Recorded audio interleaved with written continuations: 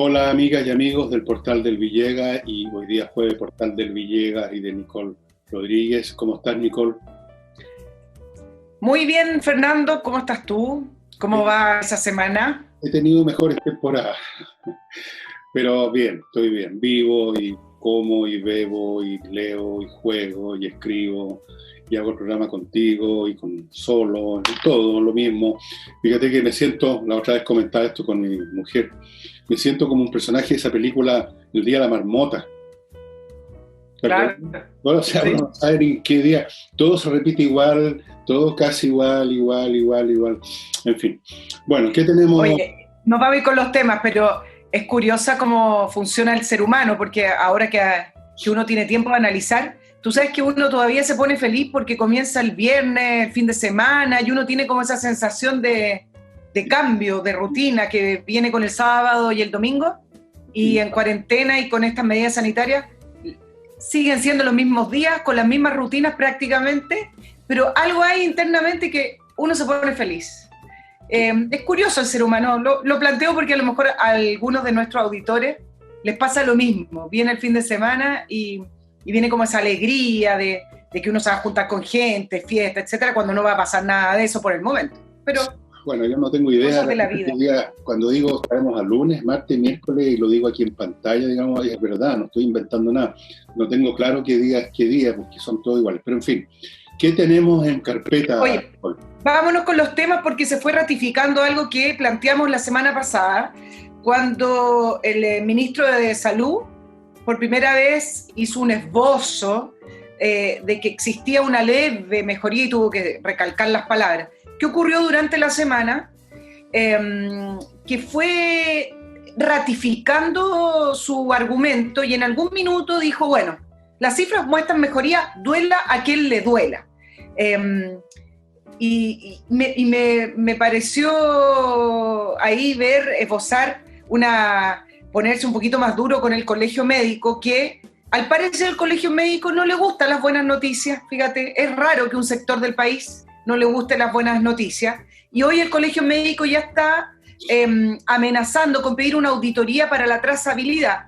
¿Por qué? Porque la trazabilidad es uno de los aspectos, de los puntos más importantes en políticas sanitarias para poder controlar el virus.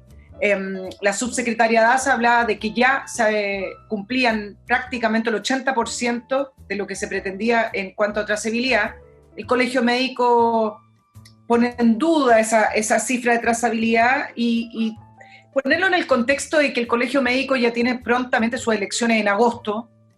Por lo tanto, hay que ponerlo en el contexto de argumentos más bien políticos, más que sanitarios. Acá no están mirando a la ciudadanía, sino que están mirando a un electorado. Y paralelo a esto, a propósito de las buenas noticias, cuando ayer ya para quienes nos están escuchando, el ministro París empieza con el programa de desconfinamiento, donde todos deberíamos estar aplaudiendo para cuando nos toque, comenzando por la región de Aysén y Los Ríos.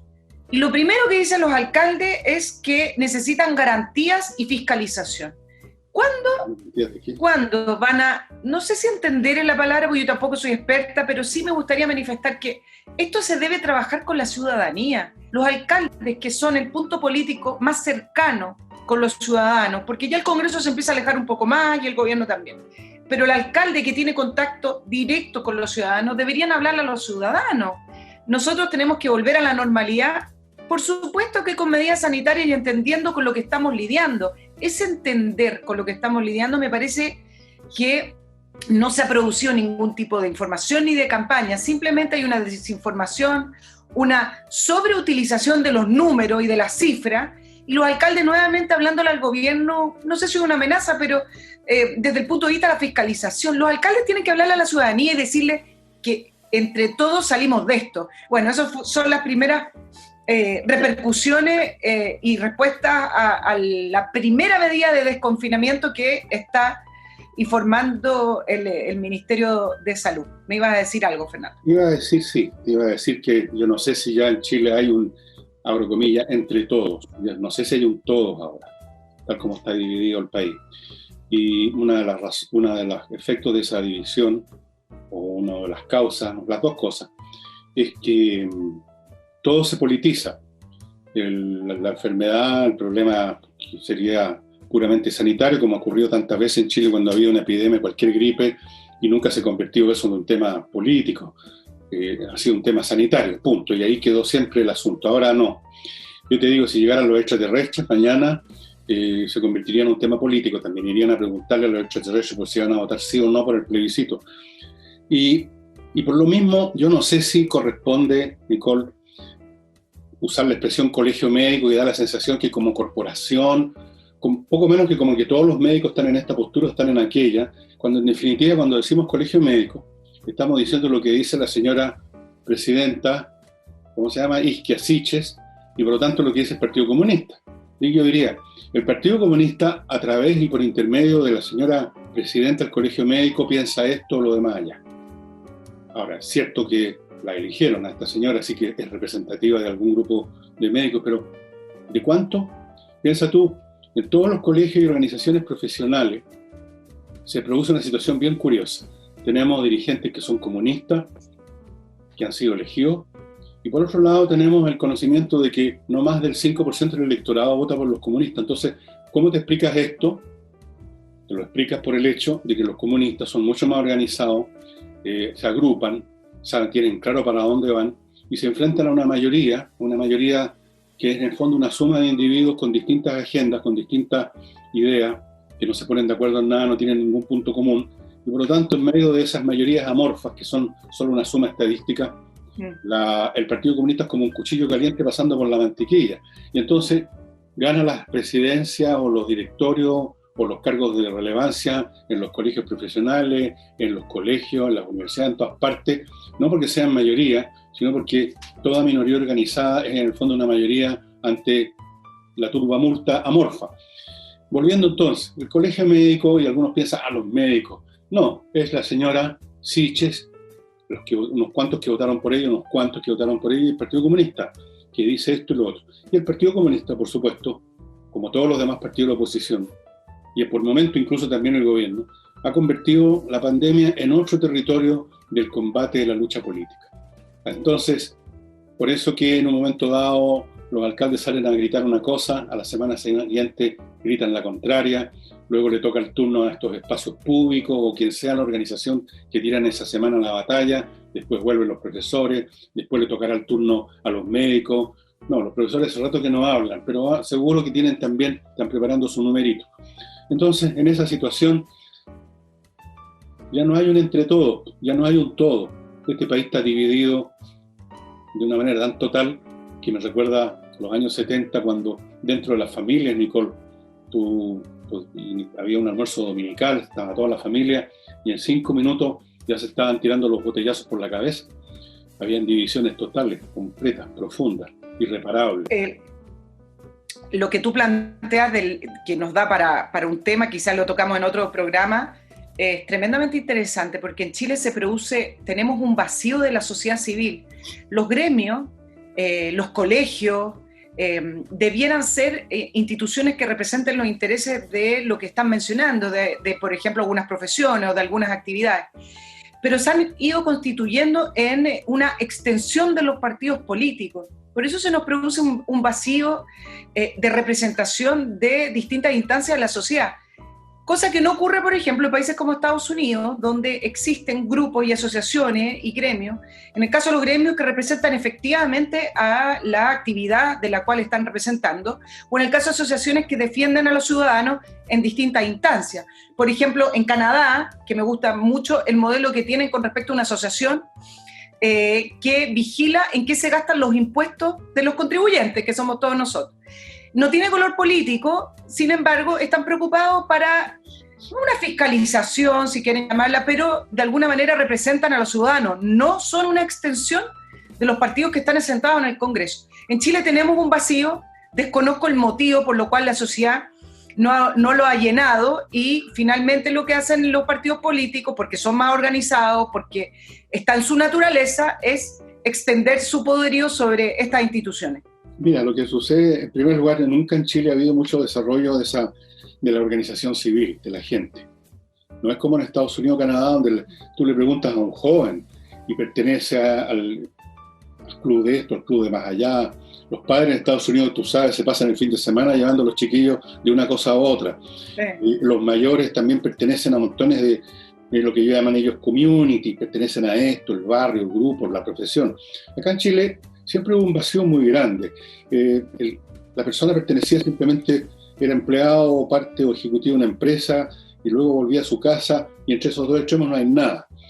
Y en ese medio de ese vacío, los partidos políticos agarran mucho vuelo cuando, además, la sociedad, por motivos X, enfrenta encrucijadas importantes. Entonces, ahí necesariamente los partidos que, en un grado mayor o menor, representan posturas globales, nacionales, empiezan a adquirir más relevancia y todo empieza, como fueran dos imanes, empieza a pegarse a eso. Entonces, colegios profesionales que incluso en Chile en otros momentos habrían tocado este tema en forma científica, técnica, la pandemia, esto, lo demás, ya vamos a colaborar o se habrían quedado callados, no sé.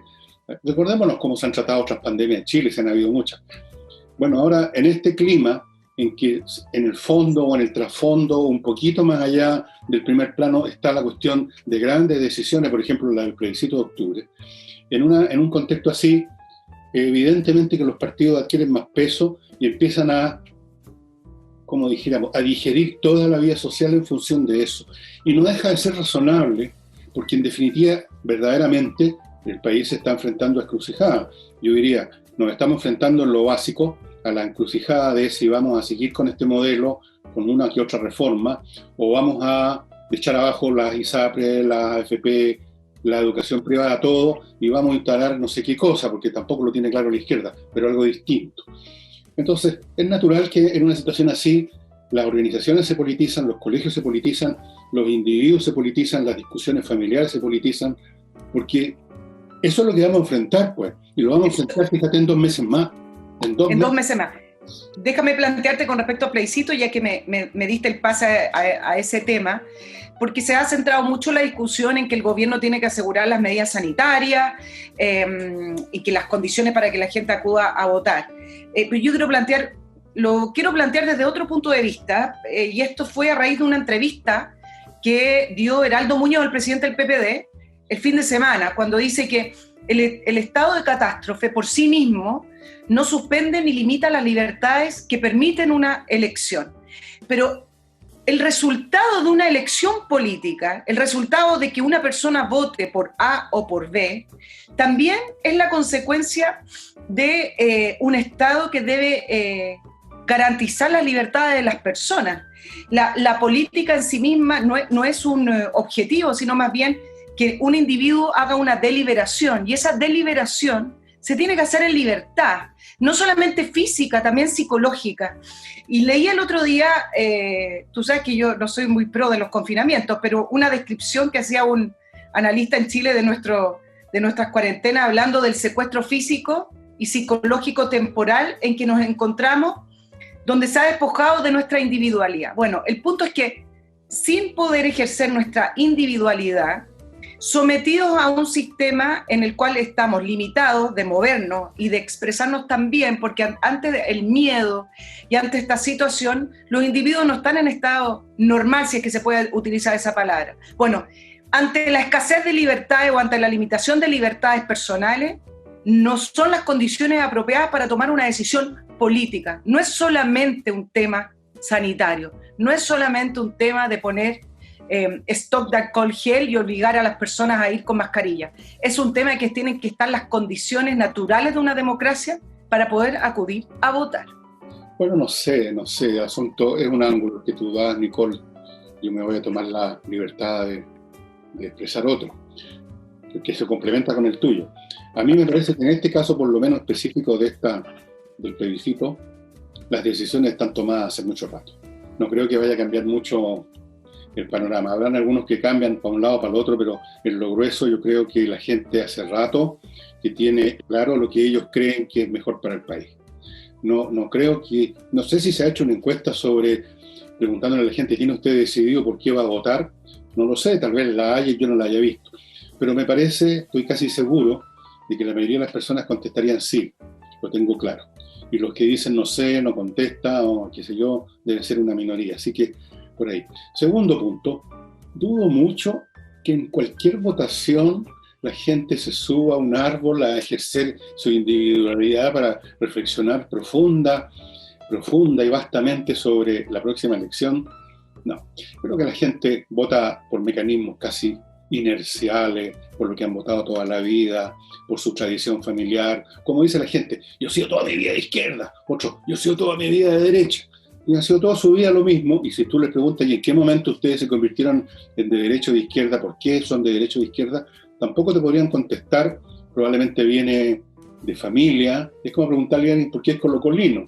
Se puso a meditar en qué equipo voy a ir a vitorear. No, estas cosas ocurren con bien poco uso de la razón y responden por último a intereses, a pasiones, a emociones. Yo creo que eso está resuelto y yo incluso sé o creo saber cómo está resuelto todas las votaciones. O sea, creo saber quién va a ganar ese plebiscito.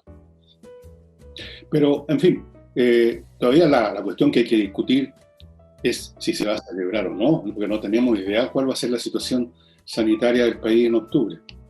Bueno, alargar la fecha de cualquier elección, y lo veíamos con el caso en general de Latinoamérica, que ya comenzaron las elecciones independientes de la pandemia, por ejemplo, con la elección de presidente de República Dominicana, que fue el que inauguró las elecciones en pandemia, como le pusieron. Cualquier postergación implica también aumentar y profundizar la incertidumbre, aumenta también las fricciones. Desde el punto de vista de la convivencia no creo que sería positivo, pero de alguna manera creo que el mundo político tiene que comprender también lo que son los valores de la democracia para que una votación se ejerza en esas condiciones. No pueden solamente centrarse en condiciones sanitarias. Esto es un problema, mira, independiente de los resultados, independiente si el gobierno apoya o no el cambio de la Constitución, independiente de eso, tú tienes a 10 millones de personas, por lo menos me estoy centrando en la región metropolitana, confinadas, y tiene además el gobierno repartiendo cajas de alimentos, o sea, gente dependiendo de lo que le entregue el Estado. No son condiciones apropiadas para poder hacer esa deliberación, independiente de que la encuesta o esa sensación térmica te diga que las decisiones ya están tomadas. Hay miedo, bueno, no creo que esas sean las condiciones propicias. Sí, no, sin duda que no son las condiciones, no es necesario entrar, lo que te quería decir es que no es necesario entrar al territorio de si los tipos van a tener tiempo para pensar, porque de hecho yo podría decir al revés, ahora tienen más tiempo que nunca para meditar en qué van a votar. Pero efectivamente uno está acostumbrado a que una elección normal haya un periodo previo de publicidad política, que haya un periodo en que la gente se puede reunir unos con otros para discutir esto, aunque sea botellazo. Todas esas cosas no existen y por lo tanto va a ser una elección muy rara. Pero el tema de la decisión yo creo que está tomado y como te digo, si alguien no ha decidido esta es la mejor oportunidad del planeta para ponerse a pensar, porque a través de lo que tú dices de que la individualidad, yo creo que ahora sí la gente tiene una oportunidad de ver si tienen individualidad, porque si están en la casa y no hayan que hacer porque solamente saben hacer algo cuando salen y se juntan con gente para ir para acá o para allá, entonces yo podría decir, por Dios que tienen poca individualidad, descubran ahora si la tienen y si no la tienen, desarrollenla haciendo lo que no han hecho nunca, por ejemplo, leyendo, estudiando, pensando, meditando. ¿Por qué voy a votar así? ¿Por qué no voto así? Tienen todo el tiempo el mundo para que esta sea la elección mejor pensada de todos los tiempos. Pero estoy bromeando un poco. En cualquier caso, no creo que se piense mucho en estas cosas. La gente obedece como te digo, a tradiciones familiares, intereses, 2 o 3 ideas simplonas que nunca las han examinado mucho y que a lo mejor son como decir 2 más 2 son 3 y tú no examinas más la suma y sigues pensando toda la vida que es así. Te digo, hay mucha gente de esa condición. Si tú les preguntas a una persona cualquiera que te dice, yo pienso esto, y el tipo tiene paciencia como para escucharte, hacer preguntas socráticas, analicemos qué quiere decir con esto, qué significa lo demás allá, los tipos se desintegran, ¿no? Finalmente se quedan como los personajes de los diálogos platónicos, se quedan sin saber de qué estaban hablando, y por lo tanto sin saber por qué iban a elegir esto o lo otro. Pero ese ejercicio socrático es perder el tiempo. La gente va a votar igual por esas presiones vagas, por esos intereses, por esas tradiciones, porque alguien les dijo cuando eran niños chicos. Y yo creo que en general, en este momento, si se votara ahora, yo creo que ganaría el crear otra nueva constitución. Eso es lo que yo creo. No me gusta, pero es lo que creo, lo que me parece ver. Tal vez estoy equivocado, incluso te voy a decir más. Espero estar equivocado. No creo buena esta idea de echar a producir una nueva constitución que en el fondo ya la produjo la izquierda hace rato y la van a imponer con sus lobbies, como sea que se haga el proceso de generación. Entonces, para mí es una senda muy peligrosa, tapizada de minas por el camino. Me refiero a minas. Tapizada de minas y la conversación. A esas minas, a las que explotan, ¿no? No, me imagino. Bueno, las otras también explotan, también, de rabia. En conversaciones, en grupos que no son políticos, digamos, cuando uno pregunta, ¿tú por quién va, por cuál opción te inclina? Y cuando te dicen, de los que te dicen que votarán a favor de cambiar la Constitución, el problema se produce cuando tú preguntas ¿para qué? Exacto. Nadie tiene muy claro para qué. Y hay un pequeño grupo que te contesta para evitar la violencia. Yo creo que ahí también... Tú le haces la segunda pregunta. Para la primera pregunta todos tienen una respuesta cliché, porque quiere un país mejor. El otro te dice lo que dices tú, el país. Pero tú le haces la segunda pregunta, a ver, ¿a qué violencia se refiere? O le pregunta en qué sentido sería mejor el país y cómo, y ahí ya empiezan a desbarrancarse y se desploma todo, se viene todo abajo. Pero en fin, cada cual verá cómo se las arregla. No podemos estar en todo, Nicole. ¿Qué otros podemos? Vamos a hablar de la conducción política del gobierno. Bueno. Que ha sido el tema de la semana también, con respecto a las críticas que le hace su propia coalición. Con esta conducción política débil, y que las críticas no son tan vacías, porque si uno que trabaja en la información le cuesta seguir un poco quién lleva el manejo de la agenda legislativa y quién lleva el manejo de esta crisis, cuesta encontrar el hilo. Y si me cuesta a mí y a todos quienes trabajamos en la información, me imagino las personas que no están pendientes todo el día de lo que está ocurriendo, más desinformación y más confusión hay. Desde la oposición, cualquier cosa que haga el gobierno, las dos palabras que ahora son el mantra, aparte de la insuficiente, que tú siempre lo dices muy bien. ¡Insuficiente! Llegó tarde, siempre llegó tarde. Sí. Eso debió haber sido ayer. Voy a dejar de lado el tema de la oposición para concentrarnos en Chile Vamos, donde el gobierno se ve dubitativo y además donde una de las principales críticas es que finalmente este es un gobierno que cede cuando lo presionan o cuando lo critican. Y si cede es porque le falta convicción. Ahora, déjame hacerte un punto para no ir de proyecto en proyecto, porque ha sido muy repetido con respecto al veto del proyecto de los servicios básicos, donde, ojo, que el gobierno tenía un compromiso de acuerdo con las empresas, era bastante similar a lo que llegó el Parlamento y se invisibilizó ese acuerdo. No vetó las inhabilidades, lo que produjo el enojo de los alcaldes, sobre todo de UDI y RN, donde tiene más alcaldes que no se pueden reelegir. Y además tenemos este enredo con el proyecto de postnatal. El gobierno llega a un acuerdo con senadores para incluir una extensión del postnatal, no le pone nombre y se confunde con el proyecto que todavía está en curso en el Parlamento, que es este postnatal de emergencia. Las diferencias, para hacerlo en fácil, porque también a nuestros auditores les interesa ir un poquito a la información, es que el proyecto que presenta el Parlamento lo tiene que financiar el Estado. ¿Por qué? Porque es una extensión del postnatal y eso lo financian los pre y los postnatal, lo financia el Estado. La diferencia con el proyecto que presentó el gobierno es que al extender esas licencias entran en la categoría de licencia y eso lo financia FONASA, con cargo a FONASA o bien a ISAPRE si usted está en ISAPRE. Esa es la diferencia fundamental, donde acá se abrió otro flanco que también nos da para otro tema, que tiene que ver con la naturaleza de las licencias. Algunos dicen que mañosamente se están cubriendo esto como una licencia cuando no corresponde, siendo que en Chile ya tenemos problemas con la enorme lista de licencias falsas que se tiran al sistema. Bueno, para dejarlo ahí, tenemos ese tema y el famoso retiro del 10% de los fondos de la AFP que se está votando en este minuto mientras grabamos el programa. Esto paralelo a la presentación del proyecto que va en ayuda de clase media, que le quitó fuerza al proyecto que presentó el gobierno el día domingo, porque ahora todo se ha centrado en esta discusión del 10% de la AFP, entendiendo que hace rato que la discusión del retiro del 10% de AFP dejó de ser para ayudar a la clase media y es una discusión ideológica. A ti que te gustan las frases pal bronce, el presidente de la Democracia Cristiana, Fuad Chaín, dijo que esto es importante porque además después la gente lo va a devolver feliz. Mentira. Porque tiene que ver con su pensión. Mentira. Mentira.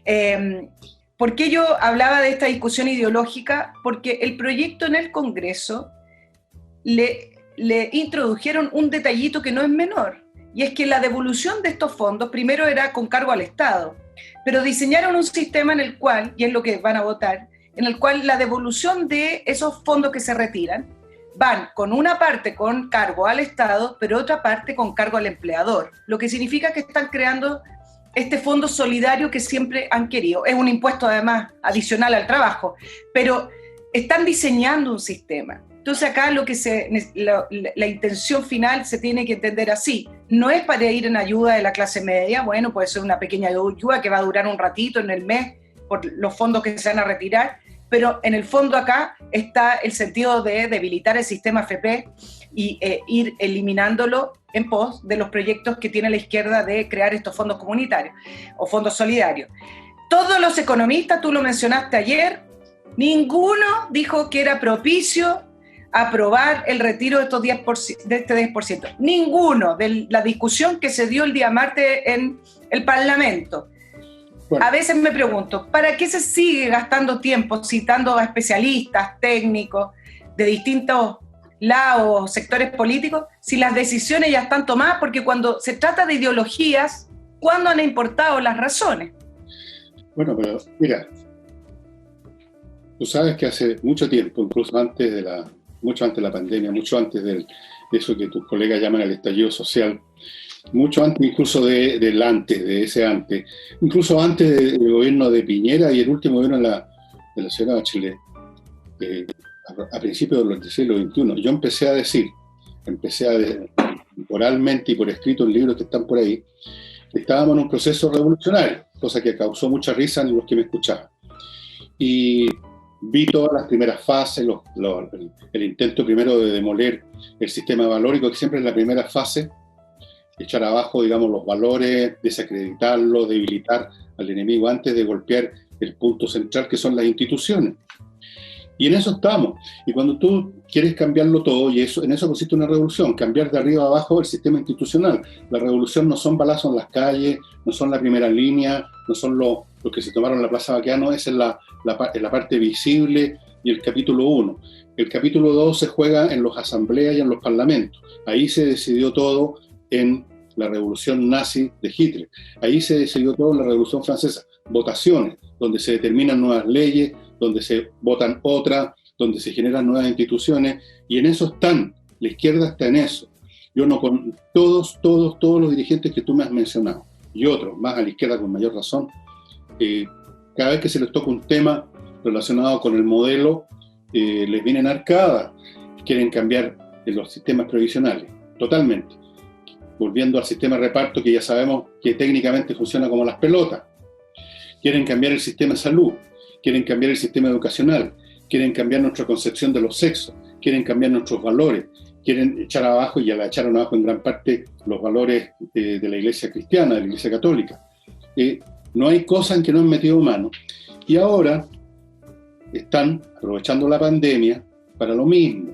Si creen algunos que la revolución se paró porque no hay primeras líneas, porque no hay unos tontones en la Plaza Baqueano todo el día, están equivocados. Ahora esto pasó a la fase 2, el capítulo 2, el importante, en el Congreso. Y ahí la idea es que cada tema que se trata políticamente. Aquí la cuestión técnica de la AFP o la cuestión técnica de la pandemia, todas las cuestiones técnicas que tú menciones, todas las comisiones técnicas que tú convoques, no tiene sentido. Aquí el asunto es derribar el sistema institucional de forma directa o indirecta. Indirecta cuando se votan o se tratan de votar leyes sobre distintos puntos que son una contradicción en la actual Constitución, cosa que después pueda decir el señor Atria, ¿ven que está muerta la Constitución? Y si no está muerta, está agónica o está muy mal herida, entonces la están tratando de torpedear por todos lados. Y en ese proceso, el gobierno y la derecha no tienen nada que decir ni que hacer. Se sienten perdidos porque en ese espacio donde se decide todo, que se llama Congreso, están en minoría. Y entonces me imagino que se ponen en la situación, bueno, no podemos evitar la caída, tratemos de hacerla con paracaídas, tratemos de ir, digamos, por un tobogán, tratemos, digamos, de llegar con menos daño, tratemos de salvar algo. Pero la verdad es que el asunto no tiene remedio. Y ejemplo de eso, creo, es esta votación de la AFP. La derecha, que tenía mayoría, la izquierda siempre ha tenido mayoría en el Congreso, pero vio además que la gente quiere sacar plata, porque a quien no le gusta sacar plata y de repente recibir 2, 3, 4 palos en las manos, te los farreáis en 2 meses y después ya vendrá otra ley, otro proyecto para salvarte. Bueno, viendo eso dijeron, bueno, votemos también favorablemente, como van a ser varios, acuérdate, porque por un último suavizamos la caída, no quedamos mal nosotros también, algo salvamos, por lo menos nos salvamos nosotros como políticos. El país, te voy a agrego un punto con eso, porque con respecto a la coalición y el desorden y cómo uno ve parlamentarios de Chile Vamos votando proyectos inadmisibles, aprobando o quizás votando por este 10% para sacar de la AFP, me quiero ir al origen de este gobierno y acá quizás plantear que el error estuvo desde un principio en el diseño original de la estrategia de gobierno. ¿Y por qué te lo planteo? Porque si lo recordamos, cuando comenzó este gobierno, el diseño original, sabiendo que no tenían mayoría en el Congreso, fue llamar a acuerdos, leyendo a una izquierda distinta a la que era en realidad. Lo que hizo este gobierno, desde que asumió, es intentar convocar, intentar acordar, como se hizo en la época de la concertación, cuando ellos eran oposición, pero sí fueron llamados a acuerdo y finalmente sí se llegaban a acuerdo. Entonces hubo una mala lectura, no solamente del nuevo Congreso, que es el primer Congreso con el nuevo sistema proporcional, sino que además hubo una mala lectura con respecto a con qué izquierda estaba lidiando. Entonces, ¿qué pasó? Que en el transcurso del año y medio de gobierno, llamando a grandes acuerdos, que me parece que más bien era un objetivo de levantarse en imagen para el presidente Piñera, era más bien un objetivo personal que de coalición, ha ido renunciando en el proceso de esos acuerdos a proyectos que eran bastante claros, a proyectos que contaban o contenían los principios de lo que uno puede entender de una centro-derecha o los proyectos liberales. Pero el gobierno fue renunciando en pos de los acuerdos y cada vez más, porque no se encontró con una concertación, se encontró con partidos políticos de izquierda más radicalizados. Entonces, ese diseño original, que no fue respetando la idea que tenían de proyectos esenciales para el país, como la reforma tributaria, el mismo tema de la reforma previsional, tienen una reforma a la salud también que es importante. La coalición hoy no tiene por qué seguir también defendiendo esos principios si primero fue el gobierno que renunció a aquello en pos de los acuerdos. Acuerdos que, dicho sea de paso, tampoco le han funcionado para sacar los proyectos como ellos han querido. Y dejando de lado el tema de octubre, si es que se puede dejar de lado, el gobierno y la figura del presidente Piñera sistemáticamente ha ido perdiendo apoyo. Y ese apoyo no es solamente por la violencia de octubre, ese apoyo es porque hay una gran masa de clase media a la cual él apuntó en su programa de gobierno y campaña, que se ha visto decepcionado por este gobierno. Mira, uno dice, ¿y qué hace un gobierno con una minoría en el Parlamento? Bueno, también hay otros diseños. El diseño pudo haber sido distinto, el diseño pudo haber sido tirar la batería de proyectos del primer año, los proyectos que determinan y definen su agenda de gobierno, aunque se los rechazaran, aumentar su popularidad y volver a ingresarlos el próximo año, porque uno tiene un año después que te lo rechazan de poder volver a ingresarlo e insistir en su programa, pero ese nunca fue el diseño. Entonces hoy le están pidiendo a la coalición de gobierno que se enfile detrás del gobierno, siendo que es el mismo gobierno el que comenzó a claudicar y renunciar a sus proyectos. Entonces, sumado a lo de octubre, que le hizo bajar aún más la popularidad al gobierno, más difícil tiene de poder alinear a sus huestes y tener a su equipo en favor de lo que ellos pretenden. Nicole, te voy a comentar de inmediato los puntos interesantísimos que has hecho, pero antes voy a recordarles a nuestros espectadores algunos de nuestros sponsors, como el Club Explora, estimados amigos. Ya saben que si ustedes hacen miembros del Club Explora, espero que Raúl te sea miembro ya, y reciben todos los meses 2 bolsitas, cada una de las cuales le trae, ay mamita, por Diosito santo, una rica botella. Este es un tintito, que raro, usted bien no lo conocía, Brisas de Cura Lilahue, Cinzó 2019, ay mamá, o sea, 2 vinos exquisitos que pueden ser 2 tintos distintos, no se repite la botella, o 2 blancos distintos, un blanco y un tinto, y son vinos escogidos por las enólogas que manejan el Club Explora. Y usted, ¿cómo se hace socio del Club Explora? Con una OF mensual nada más, y tiene derecho que le lleguen a su casita estos vinos exquisitos. Usted puede hacer un regalo también. Puede algún amigo curado que tenga por ahí, le regala una Viscar por un mes, por 2 meses, por lo que sea. Pero no es necesario ser curado. Simplemente tener buen gusto y querer probar una vez al mes un vino distinto y rico. No te rías, Nicole, porque yo sé que a Raúl también le gusta el tintorio. Entonces, el Club Explora. Y también les quiero recordar que para dejar su espíritu en paz y en calma, de vez en cuando, y no tan de vez en cuando, sino que más bien seguido, haga una desinfección total de su casa, de sus autos, de su negocio, de su oficina.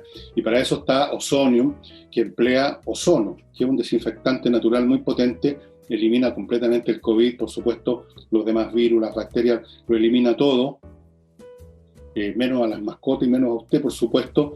Es muy seguro y en el sentido de que usted sabe que todo va a quedar desinfectado porque los gases se expanden por todos lados, de manera tal que no es cosa de decir, habré echado acá no, el fufú, el fafá, ya.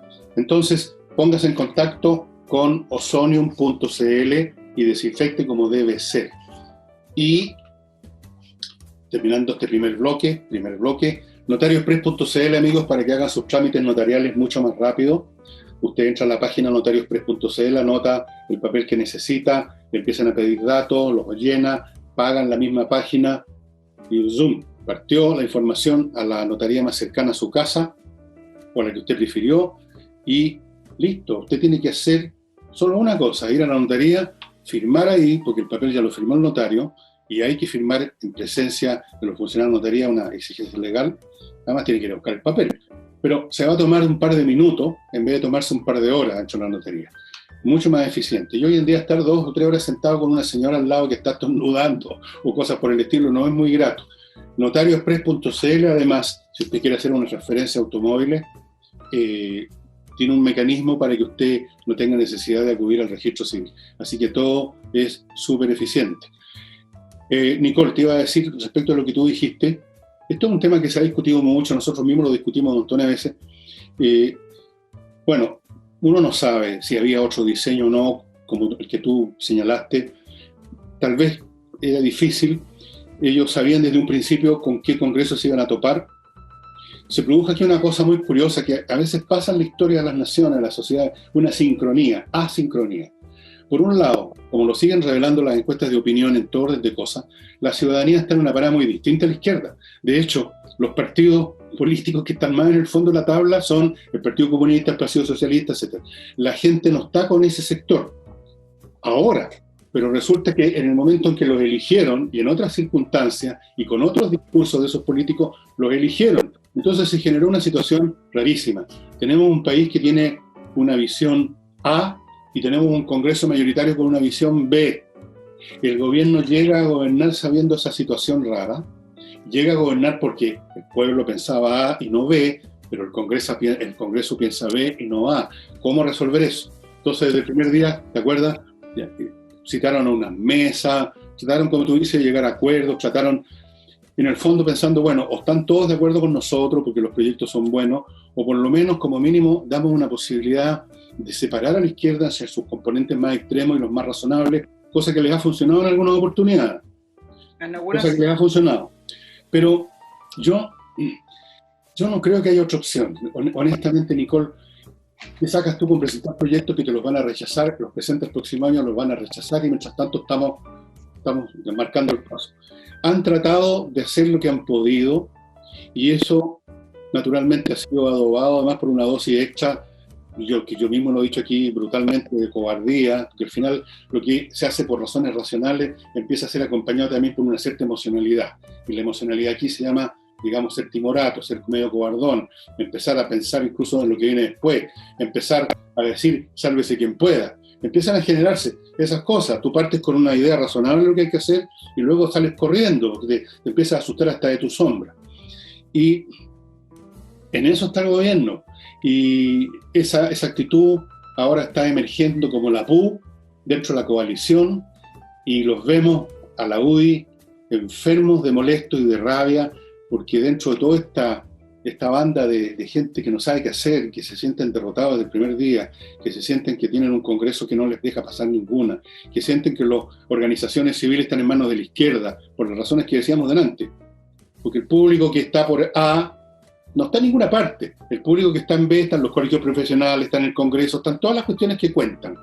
Entonces, creo que un gobierno que ha tratado de domesticar un poco al cocodrilo, de atraerse a algunas personas, cosa que le ha resultado de vez en cuando, como te decía. Pero yo no veo, honestamente, Nicole, no veo cuál habría sido otro camino, salvo que el presidente hubiera decretado un golpe de Estado, pero así, en democracia, ha estado incluso limitado al uso de la fuerza pública, o sea, le han estado quemando el país y hasta en eso se ha visto limitado. Ha sido una cosa muy impresionante. Porque llegó octubre debilitado y llegó a octubre dividido, pero el factor, y acá es donde pudo haber sido la diferencia. Ahora, la historia se escribe como se escribe nomás, uno ya no la puede cambiar. No. Lo que pudo haber marcado la diferencia es la popularidad.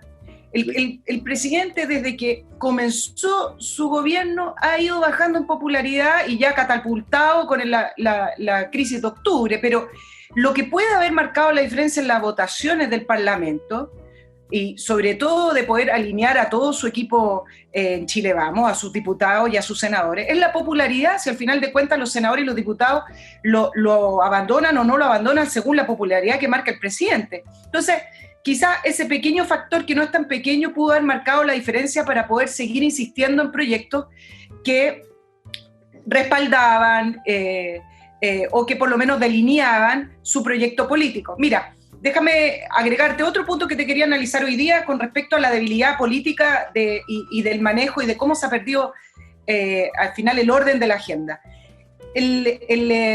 Lo central que hubo en la campaña de Sebastián Piñera y de Chile Vamos, ¿a quién le habló? Le habló a la clase media.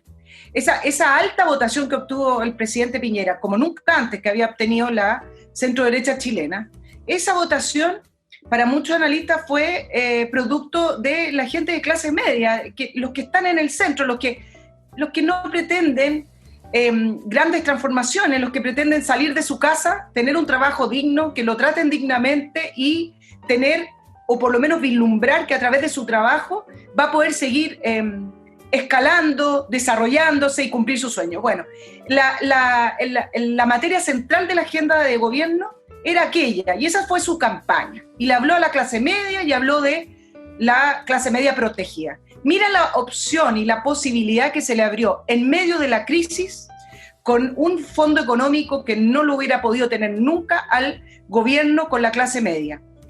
Sin embargo, presenta un proyecto para la clase media, para protección de la clase media, y lo hace con un discurso distinto, lo hace con un discurso, no digo que no tenga que hacer lo que hizo, yo no soy tampoco economista ni experta en esta materia, lo que digo es que el discurso para ir en ayuda de la clase media fue principalmente a través de la asistencia o de créditos blandos. Eso es no leer a la clase media, porque adicional a eso, la clase media necesita que le digan que hay un proyecto país donde se va a poder desarrollar con libertad, esfuerzo y mérito, y que pueda de alguna manera captar la esencia cultural o la identidad de la clase media. Se le escapó, siendo que el presidente Piñera y su gobierno plantearon todo el discurso en torno a la clase media. Se levanta el día domingo a a poder informar y anunciar la ayuda que se iba a contemplar para la clase media, que queda fuera del grupo de los vulnerables, y se le olvida todo el relato político y se va a ayudar a la clase media a través de la asistencia, ampliando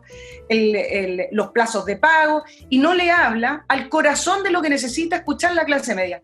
Entonces ahí es cuando uno dice que hay un déficit político gigante. Fernando.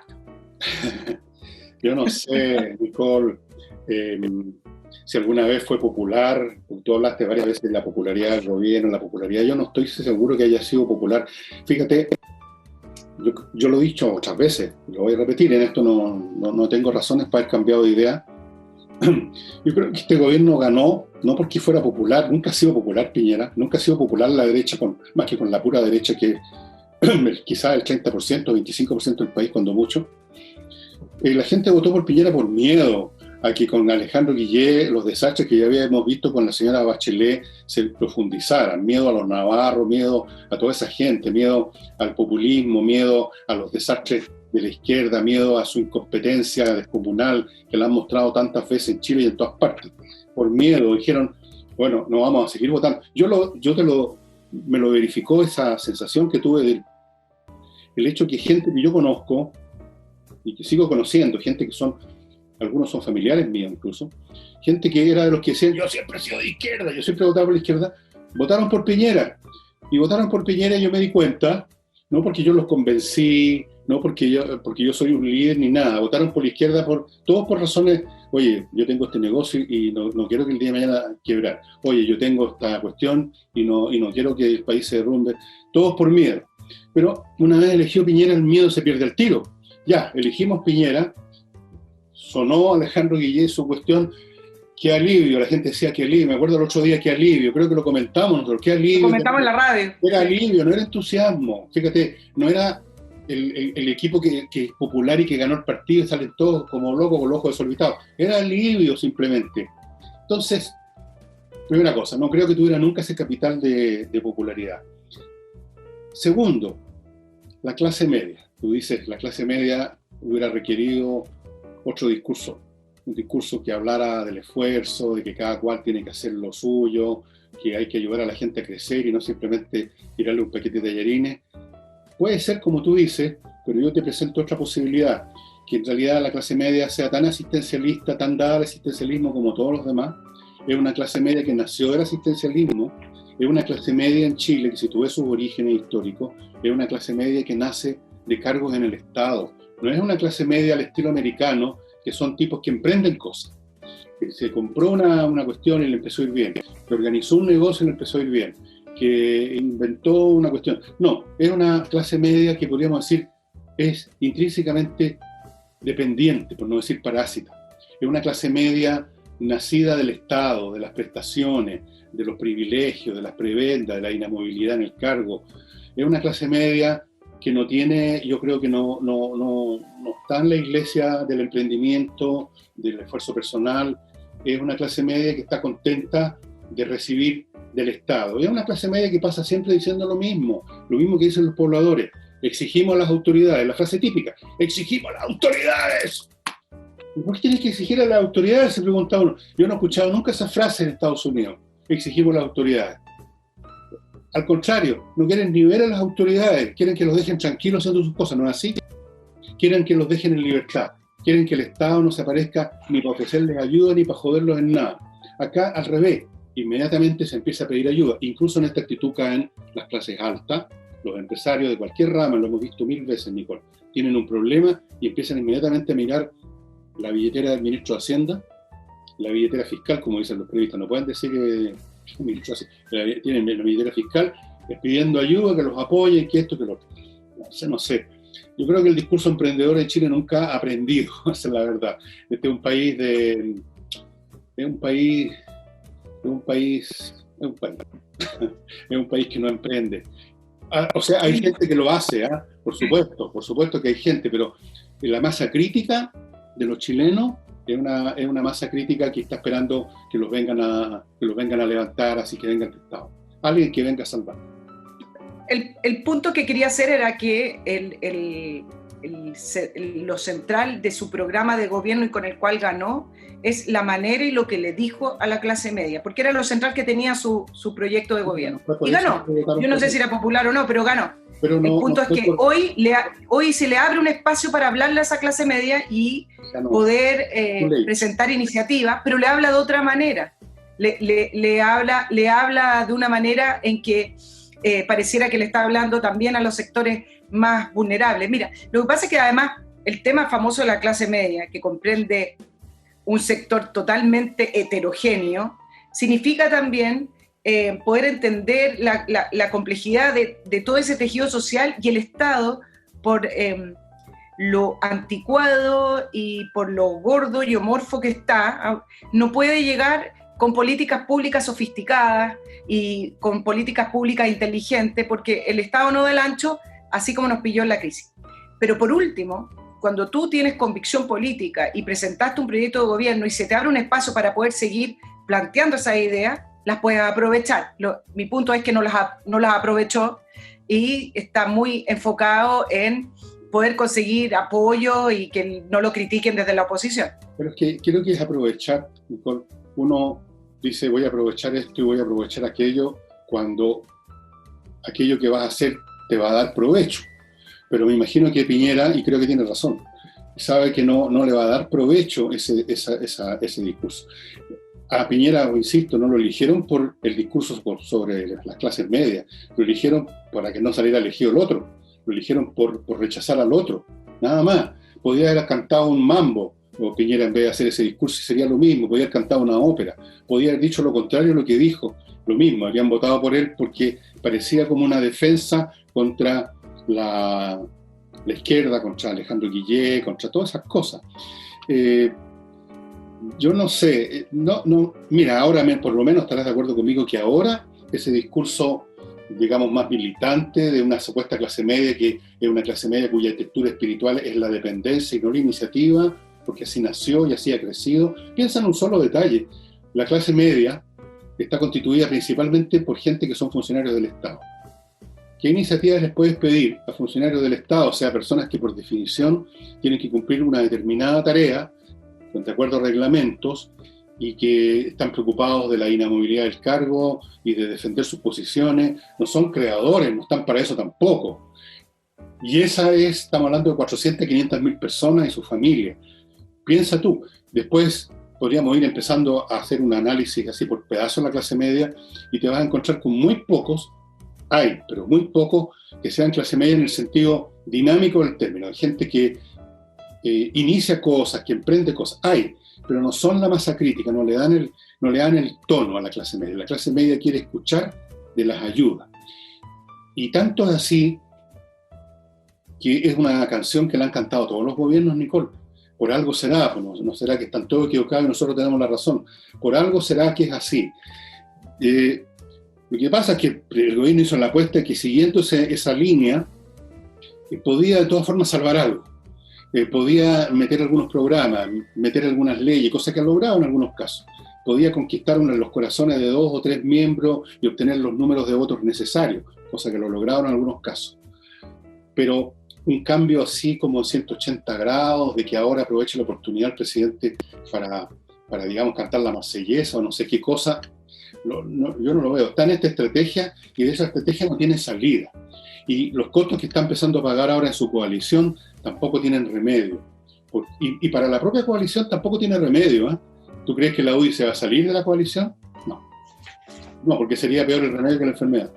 No tiene opción de salirse hoy, pero sí tiene opción de no darle los votos a proyectos del gobierno. Ahora, no, tampoco. El tema de la debilidad de la conducción política no es solamente un tema de poder ir sembrando, estableciendo tus principios, tu programa de gobierno. Lo que ocurre es que estamos ante una crisis económica tremenda, una crisis profunda, que vamos a tener que salir.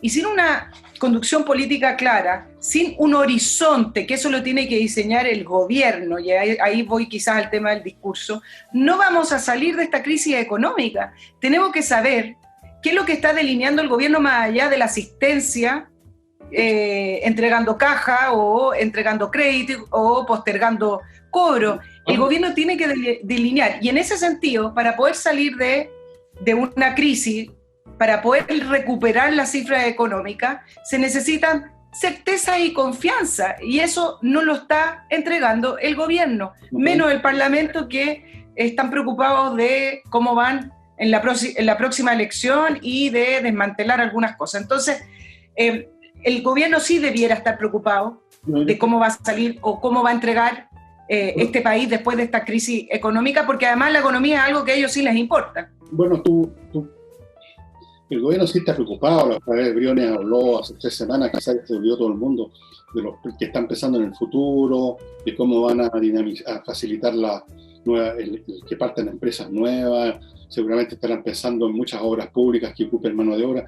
Yo creo que lo están pensando. Si el problema es que el gobierno no es el único actor político, está el Congreso, están estas otras cosas, los mismos empresarios, algunos están arrancando con sus inversiones para afuera. Entonces, tal vez nos vamos a salir, ese es todo. Tal vez vamos a quedarnos tropezándonos y avanzando la racha por mucho tiempo, no lo sé. Tal vez vamos a salir más rápido de lo que creemos, porque estas cosas además obedecen a veces a lo que algunos llamarían milagros, a lógicas raras, a ciertas catálisis que se producen y que uno las puede, si uno no cree, la cuestión de que lean historia. Hay muchos episodios en que situaciones que parecían sin salida, se produce un cambio misterioso de las químicas de la situación y el país sale como por encanto. Y en otros casos al revés, cuando todo está pero como perfecto para crecer, se produce un derrumbe, porque una guerra y se derrumba todo. Lo que le pasó a toda Europa en 1914, creían que no iban a haber nunca más guerra, creían que el progreso era una línea indefinida para arriba, hacia el futuro, y de repente se desmoronó todo ese mundo. Entonces, no sé, déjame ahora recordar antes que se nos vaya el tiempo, que ya estamos llegando a la hora increíble, cómo se va el tiempo. A propósito de inversiones, si usted quiere invertir en Estados Unidos, que es un lugar muy bueno para invertir siempre, porque es un país inmenso, pero no sabe cómo, entre a inviertanusa.cl, ahí lo van a guiar, no solamente desde el punto de vista legal, sino que tienen ellos ofertas concretas en terrenos, en casas, o sea, bienes inmobiliarios. Tienen 3.500 franquicias de otras tantas empresas que están esperando que usted invierta todo. Fuera de eso, si usted quiere, le sacan una cuenta corriente en un banco norteamericano, le tramitan una visa de residente como inversionista, todo, y usted sigue sentado en su escritorio, sigue en su casa, y le están haciendo todo esto en inviertanusa.cl.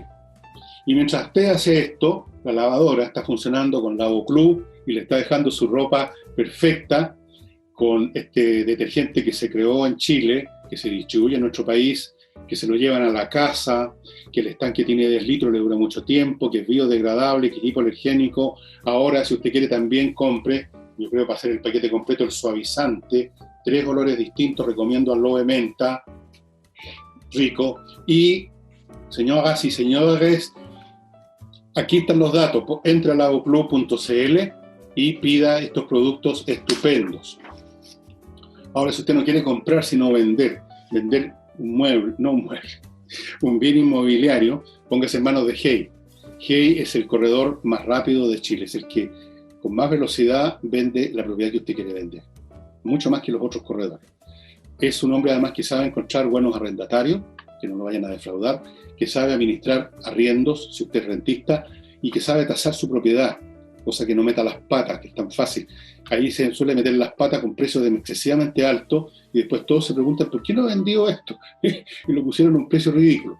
Hey, estimados amigos, contáctense con él para todas estas cosas. Y para terminar este bloque, me queda otro más. Salinas y Ojeda, estimados amigos, el mejor buffet de abogado para casos civiles.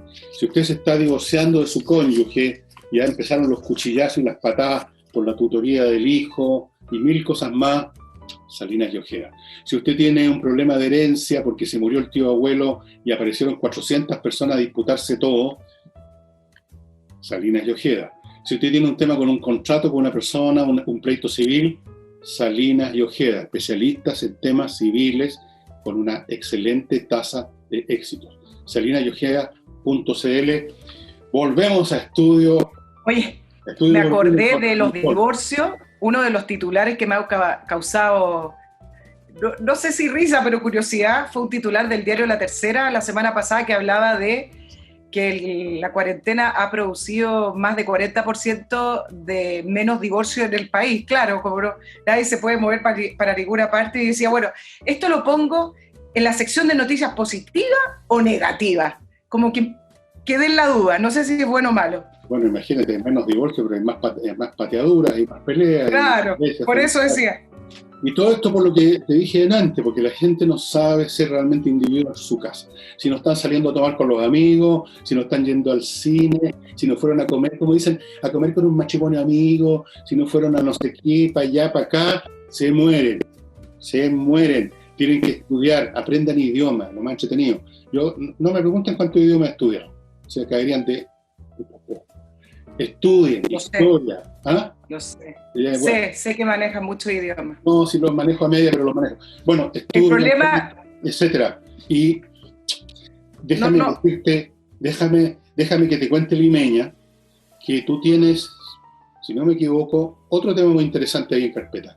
Sí, solo para redondear que tú planteaste algo sumamente importante, que no es solamente un problema del gobierno, y creo que me suma a lo que tú decías, que acá en Chile tenemos un problema político que se evidenció en octubre de una manera muy patente, como si fuera realmente una película. Y déjame plantearte esta contradicción. Fíjate que pensaba el otro día que a raíz del COVID y esta gran crisis sanitaria y luego económica que estamos viviendo, funcionaron justamente las dos instituciones que tenían que funcionar.